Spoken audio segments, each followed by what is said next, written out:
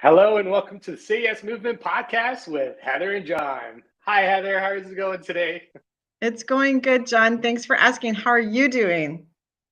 I am doing awesome, feeling great, energy, it's awesome. I'm so happy that we're here, and so happy that we get to serve our audience this way. And I'm super excited about what we're going to be talking about today. I love it. I love it. So I want to talk about something really, I don't know, silly and fun, but let's talk about poop emojis. Poop emojis. Okay. I think you're gonna have to give me a little bit more context in and around what do you mean poop emojis? Right? Is Like that just how a new? Is that something that all the kids are doing today? Like, help me understand. Well, I read this article and I have not verified if this is true or not, but whether it is or isn't, it's still hilariously funny and completely a clue into where we are in the world right now. But as you know, there are lots of resignations and also cuts that are happening at Twitter. And I read an article this weekend that if you send a message to Twitter because their entire communications team has been laid off, your response is going to be a poop emoji. Okay, well that's interesting. that I Yeah, that's how I felt too. I don't even know what to say to this. I think back to all the corporate communication conversations and hours of teams going word by word to make sure that the feel was right, the impression was right. And then now we're all the way to the other side of the pendulum, which is let's just communicate with a poop emoji. I don't know what to do with that, John, but it's scary to me because this is big corporations Mhm. choosing to, first of all, eliminate communications teams, which I think is unbelievable because communication is so important, but to distill it down to an emoji and then to distill it down to the poop emoji, like, is this a joke? Is this a former employee playing a trick, or is this truly what they're saying we're trying to communicate? I don't know. I don't even know what to think with this, but it's driving me nuts because I just know how important communication is with teams and keeping people feeling safe and secure and knowing what's happening next. And a poop emoji tells you none of that. It says so much though. It says so much. So John, what are your Yeah, thoughts on the poop emoji? yeah. I have to wonder a couple of different things. Number one, is it automated? It's probably automated response to whatever comes in. And is it something that an employee did on the way out? Right? Like, did somebody set it up where you get the poop emoji? You're right. Like, I don't even know. I understand the importance of communication, having open communication. I even think I saw or read something last week around Elon Musk telling everybody that being in the office is not a choice, right? That's Like, right. it's like you gotta, like, there's so much to unpack here. It's so interesting from, from a well-being perspective, from an employee retention perspective. There may be companies laying off people, but there's also people walking away from companies that aren't eh, connected with their vision, their mission, their values. And I think Mm-hmm. that's so important, like, just to retain talent, right? Like, if you're going to keep talent inside your organization. I don't know about in other places in the world, but I know in North America, like, that's big, right? Like, just having a really solid foundation for a good company culture. And if you're not looking after people, people are walking away, right? Like, they're walking away with their feet more so today. And we saw this throughout the last 3.5, 4 years, where they're just not going to tolerate it anymore, That's right? right. That's right. And when there's no communication or minimal communication, what happens is people make up stories. They'll make up and they'll fill in the blanks. And so, even when your message is not ideal, it's not the one that you're going to win, points for, you still need to communicate it because your employees will fill in the blanks, your customers will fill in the blanks. And so and the story that they make up is way worse than Mm, usually the actual situation is. So don't hold back and make sure that you're sharing with your employees, with your customers, what's going on in your organization, and not with emojis. Like, yes, the mainstream communication, when it's a friendly type of communication, is using emojis, but not in a corporate setting. And I'm not saying don't use emojis in a corporate setting. I actually think in the chat and the digital world, it's quite unique to do that. But and in fact, we used to match the customers' emojis with our responses. Happy face, we would do the same thing. So we would match their conversation, but we wouldn't do it if they didn't use emojis. So there was also a flow to it. But anyways, I got off track with that. What I think is important is, what's the story that you need to convey, and what's the story they'll make up if you convey nothing? And if you don't feel connected emotionally to the work that you do, the purpose of the company, you're right, John. Employees walk, and they walk because they don't know if their values are actually matching the company's, the organization, or their direct leaders. Yeah, no, it's funny that you talk about emojis. I think we could do a whole podcast just on whether or not you should use emojis in the workplace. I'm all for it, and I'm with you. I think it's a way of, what's the word I'm looking for? It's a way of individualized expression of thought, right? Like, this is the world we live in, and because I think we're at a place where we now have 3 or 4 generations all working together in one workplace, that it's becoming an increasingly interesting workplace, right? Like, just from I think about communication, right? And I think about how I communicated internally with my teams, and good news, bad news. Actually, there is no good news, bad news. It's either an opportunity to learn or something to identify something that's going well. So bringing people together and just having those conversations, we talk about empathy toward people in the workplace, and it just starts with just integrity, honesty, and transparency, right? And I know you've seen this too in your workplace. Like, if you're not doing those things, then what are you doing? Right. And who are you as a person, as a leader, when you're communicating with others? There's a great book I read years ago, Speak as a Leader. I think it was Catherine Humphrey. And she talked about, when you speak, when you deliver communications, it's always with the intention to inspire. And that was in every piece of communication that went out to the team. And I find, or at least what I'm hearing, secondary sources, but what I'm hearing from people is they're not feeling inspired. And when they listen to their leaders speak, when they listen to their leaders communicate, there's always that sense. You're right. They end up creating stories in their heads that are way worse than what's actually happening. And it's so much better and so much easier just to be transparent in terms of what's actually happening in the environment. Say, hey, you know what? There's certain things we can't reveal because I know there's NDAs that are tied to certain conversations. But for the most part, as an organization, you should be able to, be fairly transparent with what's going on with the company, right?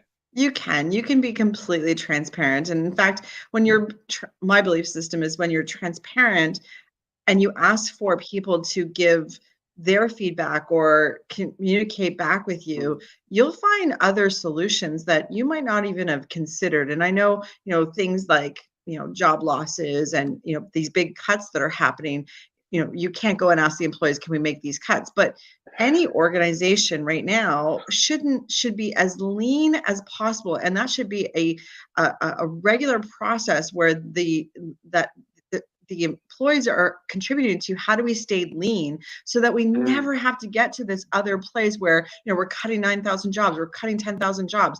How did they get to that place to be so bloated, and what's actually not going to be done because those jobs are lost? And that's often when these big layoffs happen, there's whole departments that are just taken out and disappear. And then what happens is people feel overwhelmed and overloaded because the way the work is getting done is not the same anymore. And the change management is quite poor in the examples that I've seen of, all right, what do we do now? How do we close this gap? And of course, what happens then? More anxiety, more stress, people feel overwhelmed. And that's not the productive work environment that you want to create. So, again, you got to be clear in, okay, these are the cuts that we need to make, but then what happens next? And John, you talked about Elon Musk's message to employees that going into the office, it was not a choice.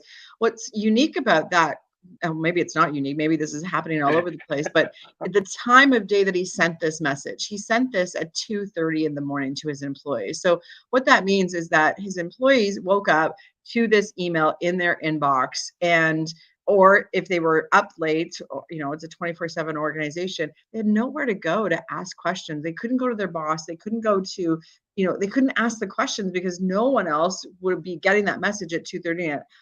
I mean, maybe they could just tweet it and Elon would answer, but I think he only answers it if you fight with them online. So that might not have worked for them. So what do you do? What do you do when your leader sends these messages that you have questions about at, really odd hours? And it can be really confusing, and it can cause chaos in your organization. So think about, when are you going to send this, and what's the support mechanism for sending that message? So important. And I've seen not as bad as the Elon Musk, but I've seen other examples, and people are confused. They don't know where to reach out, and they don't know what to do. So they're stuck, and they're stuck with their questions. So that's not where you want to leave your employees. You want to make sure that your communication is clear, and then you've got a support mechanism that if they need to talk about that message, because that's what leaders are there to do, is talk to them, that leader is available to them. So yeah. No, I agree. 2:30 a.m. Yeah, it's funny because so years ago there was a pretty important message that went out to my particular department at the time, and the message was sent at 4 p.m. on a Friday. And this was at a time when all the leaders were checked out because they had gone away, like they had gone for the weekend. So the message went out. It created chaos on the team. Like, what does this mean? Who do I talk to? There was nobody there. And it just left. We talk about stress, anxiety, and fear. Imagine what it did to all those people for the remainder of the weekend, right? Friday, Saturday, Sunday, and then on Monday, of course, first thing in the morning, everybody's the leader got bombarded with questions saying, "What's going on? What's this? What's that?" Like, when it's something big, and I don't know who needs to hear this today, right? But when it's something big and it's something critical, do it in person, right? Like, don't leave it in an email. Like, like, even I think about Elon's Elon's request. Actually, it wasn't even a request; it was an order. It was a demand. Working from the office isn't optional. Like, that's not a conversation you send over email. That is something where you bring people in, and unless you don't want any, people fighting back with you, or if you're a certain type of leader that just says, "Hey, you're more of a dictator than a leader," then that's a whole different thing. And I'm not pointing fingers at anybody. Everybody's got their own style of leading. But when it comes to really critical conversation pieces, having that in an open forum, it tells the people, "Hey, I care about you. Like, let's have a quick discussion about this, or at least let me share this with you. And then if there's some questions, come talk to me," right? But That's if you're right. doing, there's different ways of communicating important messages, and if it's really, really important, and we both know what critical and important messages are. Everybody else, I think, should know too. If you don't know, then let's have a conversation, right? Like, maybe this is where a little coaching can help. But you need to know when it's right to send just an email, and then when it's right to have an open forum conversation around something. And I think that is so important, right? It's so important. What I find sometimes is either the people writing the communication or the people that are doing the communication, because they've known about this confidential information for so long, they're kind of right in the weeds and they forget how it's going to be received. And, one process that you can do really easily is, just zoom out of, okay, this is all of the information that we need to communicate. And now put yourself in the shoes of the audience. So who's this going to go to? And then what would their questions be? And you've got to change, what hat you're wearing. You got to be the person that's going to receive the message to see, is this clear? Am I communicating everything? Am I answering their questions?